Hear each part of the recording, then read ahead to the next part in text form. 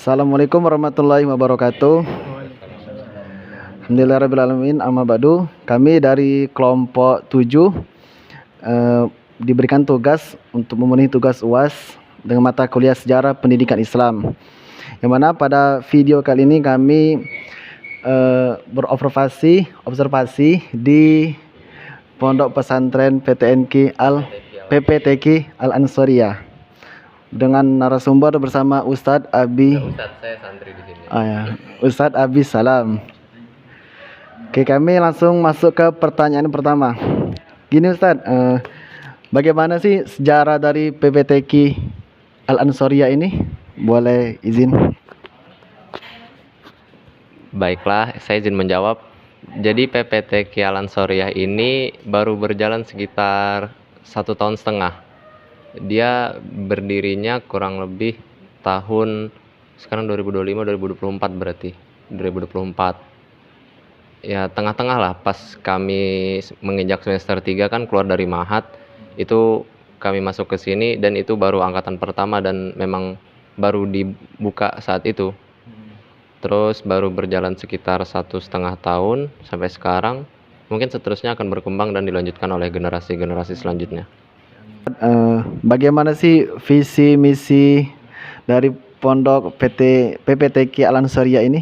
Kalau visi misi spesifiknya kurang tahu ya, karena di dalam konsep pesantrennya juga ini ditujukan untuk sebenarnya untuk mahasiswa-mahasiswa yang mencari tempat tinggal untuk menghafal Quran gitu.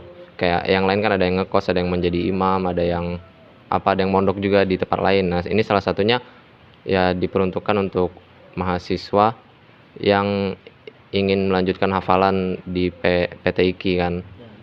Terus kalau untuk visi misi belum ada untuk saat ini. Mungkin untuk mencetak ya penghafal Quran aja. Calon sarjana yang hafal Quran. Iya gitu. Untuk memenuhi target juga di PTIQ. Ya Ustadz, mungkin dari Pondok Pesantren PPTQ Al Ansoriah ini apa sih metode atau program unggulan yang ada di sini yang ditekankan itu apa? Kalau untuk program unggulan ada menghafal Al-Quran aja sih, sama setiap hari Rabu malam itu kita belajar kitab Safinatun Najah yang kayak inti-intinya aja, nggak yang ngaji kitab yang dibaca satu-satu. Cuman ini contohnya nih, bekas semalam kita ngaji. Nah itu kayak ya tentang fikih basic aja, kayak tentang sholat, tentang wudhu, toharoh segala macem. Baru 2 program itu sih untuk saat ini. Paling yaitu ngafal Qurannya setiap rata-rata itu setoran Al-Quran setiap ba'da subuh sama malam ba'da maghrib sampai selesai. Itu aja. Mungkin dari metode kali tadi ya. Metode pembelajaran yang ada di PPTQ Al Ansoriah itu seperti apa? Apakah menekankan santrinya harus segera khatam atau gimana gitu?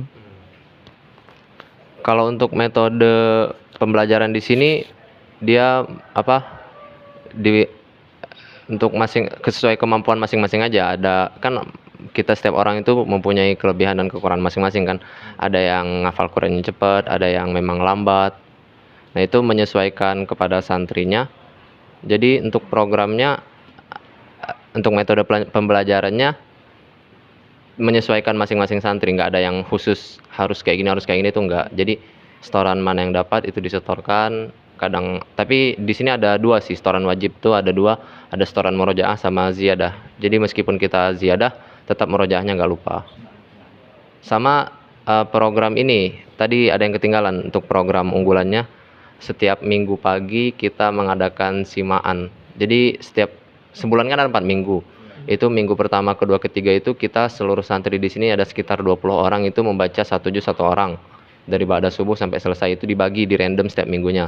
Dan setiap minggu keempat di setiap bulan itu ada program simaan 5 juz 1 orang. Jadi cuma 3 orang setiap bulannya. Jadi ada yang 1 orang nih ada di juz 1 sampai juz 5, ada juz 6 sampai juz 10, ada juz 11 sampai juz 15, itu di rolling setiap bulan, setiap pekan keempat dari setiap bulan itu. Mungkin Ustadz ya, karena kebanyakan kan dari santri dari PPTG Al Ansor ini kebanyakan adalah mahasiswa ya. Mungkin apa sih kendala atau problem yang dimiliki mahasiswa yang berada di sini yang dimana dia mengikuti kegiatan kuliah di kampusnya gitu? Kalau untuk problem mungkin di sini kan kita mondok sambil kuliah. Jadi yang diwajibkan tetap kuliahnya karena kan memang niat kita merantau itu untuk kuliah dan mondok ini hanya untuk menjaga hafalan agar tidak lupa, agar tidak tinggal.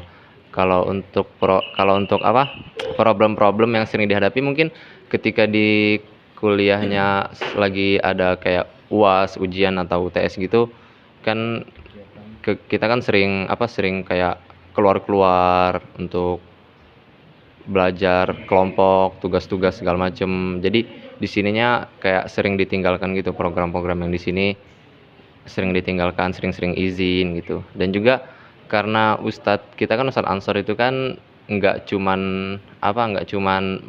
membimbing di sini, banyak juga kegiatan di luar kayak salah satunya kan imam di Masjid Istiqlal setiap hari Senin dan Selasa, terus ada lagi imam di salah satu masjid yang ada di BSD, ada lagi di Sunda Kelapa itu. Jadi Ustadz juga setiap weekday-nya itu sibuk dan bisa membersamai kita itu di weekend setiap Jumat, Sabtu, Minggu. Nah, paling di situ sih kayak waktu Ustadz ke kita itu nggak full. Bagaimana sih upaya dalam mengatasi problem masalah-masalah yang tadi yang dilalui oleh mas santri gitu? Upaya-upaya dalam mengatasi problemnya salah satunya kesadaran diri sendiri aja karena kan kita punya tujuan dan punya prinsip di sini untuk menghafal dan menyelesaikan hafalan ataupun memerja hafalan. Jadi melalui kesadaran sendiri bagaimana kita untuk tetap istiqomah dalam hafalan kita, dalam menjaga hafalan kita. Jadi sesibuk-sibuknya kita di luar, kalau bisa tetap meluangkan waktu untuk memurojaah hafalan atau ziyadah hafalan gitu. Mungkin itu sih untuk mengatasinya dengan kesadaran diri sendiri aja karena kan kita udah dewasa bukan anak kecil lagi yang harus disuruh-suruh ya kan gitu. Selanjutnya Sama kayak sholat 5 waktu kira-kira di sini juga gitu. Kontribusi santri mahasiswa di sini untuk masyarakat di lingkungan sekitarnya tuh apa aja, Ustaz? Kontribusi kayak misalnya menghidupkan ekonomi lingkungan sini, kayak misalnya santri-santri sini kan lumayan ya, 20 orang, ada yang jualan-jualan gitu, pada beli makannya di luar atau gimana? Ya, untuk kontribusi bagi masyarakat paling setiap ada acara-acara kayak acara orang meninggal itu yang takziah segala macam, tahlil. Mungkin kita kadang diundang, tapi diundang bukan buat mimpin tahlilan ya, cuma buat jadi audiensnya aja, buat jadi jamaahnya gitu. Terus tadi bilangnya untuk membantu jualan-jualan, kita nggak jualan tapi kita yang pembelinya. Iya, ya membantu. Ya salah satunya sering-sering jajan di tetangga sekitar nih, kan ada anak kecil juga di sini. Sering jajan di sebelah gitu. Ada warung kecil. Paling sering jajan di situ, udah situ aja. Jadi apakah para mas santri di sini dia ikut terlibat dengan masyarakat di sini, Ustaz? Kalau itu enggak, karena di sini kita juga kan perantauan, terus juga enggak ada yang asli orang sini gitu. Jadi jarang kita terlibat di masyarakat kayak hal-hal disuruh kita imam di sini atau disuruh mimpin kayak tadi kan saya bilang kayak kita jadi jamaah bukan jadi pemimpin dari tahlilannya gitu, paling gitu aja sih. Kira-kira kalau untuk kontribusi anak-anak di lingkungan sekitar kayak sama mahasantri di sini juga pada ngaji mereka atau mahasantri di sini pada ngajar anak-anak di lingkungan sekitar atau gimana?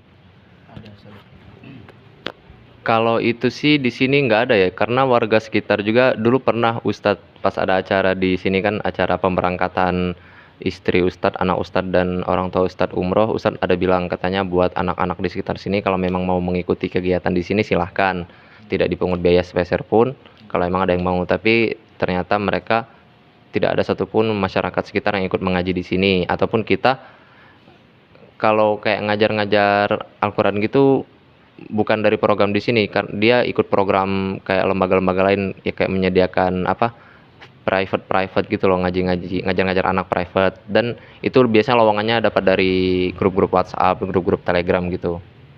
Jadi kalau untuk masyarakat sekitar nggak ada yang ikut ngaji di sini, dan kita tidak mengajarkan masyarakat sekitar di sini juga gitu. Saya ingin tanya, Ustadz semester berapa? Semester 5. Nah, untuk kesehariannya Ustadz itu waktunya full ngaji apa gimana Ustadz? Apa ada yang lain? Jadi saya kan syariah ya, kuliahnya tuh setiap hari Rabu, Jumat sama Sabtu. Kalau emang waktu kuliah berarti berangkat pagi, pulang malam lah, maghrib paling udah pulang. Nah kalau selain itu kan libur, jadi di sini seperti biasa bangunnya tuh jam 4 atau setengah 4. Setelah itu di sini tuh ada piket harian gitu. Jadi satu hari kan ada 20 orang di sini. Satu hari itu ada 3 orang. Itu piketnya salah satunya membangunkan santri, mengajak sholat jamaah, ya pokoknya mengatur-ngatur tentang ibadah di sinilah. Itu subuh bangunin, habis itu ngaji, kalau ada ustadz kita setoran biasa sampai selesai. Habis itu biasanya yang kayak kan ada usuluddin, di sini ada tarbiyah. Itu Senin sampai Kamis kan kuliahnya. Itu dari setelah setoran itu baru siap-siap kuliah, mereka kuliah sampai sore. Jadi kita dari pagi sampai sore itu kita kosong.